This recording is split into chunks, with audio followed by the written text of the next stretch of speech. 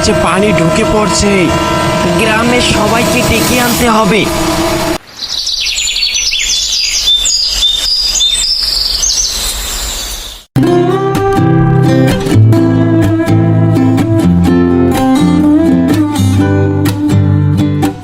আসমা, নাস্তা রেডি করো, খেতে যেতে হবে।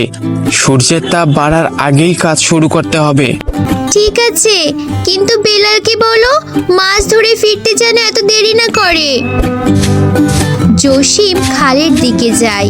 বেলাল জাল পেতে মাছ ধরছে। বেলাল, তুই সারাদিন খালে বসে থাকবি নাকি? সংসারের দিকে একটু খেয়াল দে। ভাই, আমি তো এখানে বেশ মজাই পাই।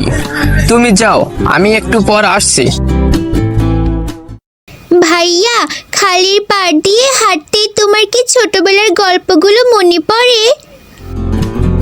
হ্যাঁ, বাবার সঙ্গে গাছ লাগাতে যেতাম। গাছগুলোর ছায়ায় দাঁড়ালে মনে হয় সময় যেন থমকে গেছে।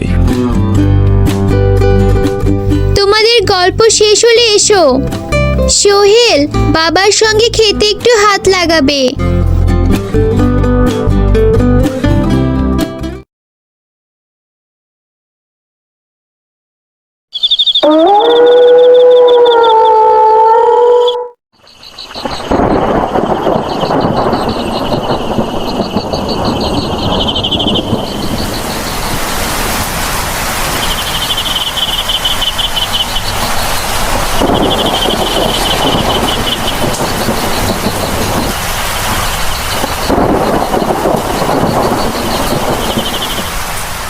বৃষ্টি এভাবে চললে খালের পানি আমাদের খেতে ঢুকে যাবে।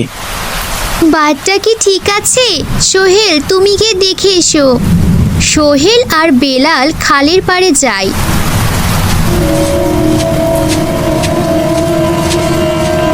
বাঁধ ভেঙে গেছে, পানি ঢুকে পড়ছে। গ্রামের সবাইকে ডেকে আনতে হবে।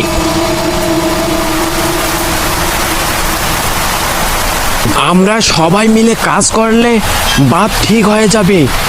তোমরা সাহস হারিও না।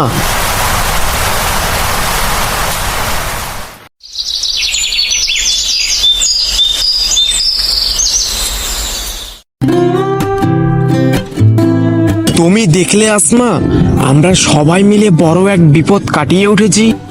হ্যাঁ, গ্রামটাই আমাদের বড় পরিবার। একে রক্ষা করাটাই আমাদের দায়িত্ব।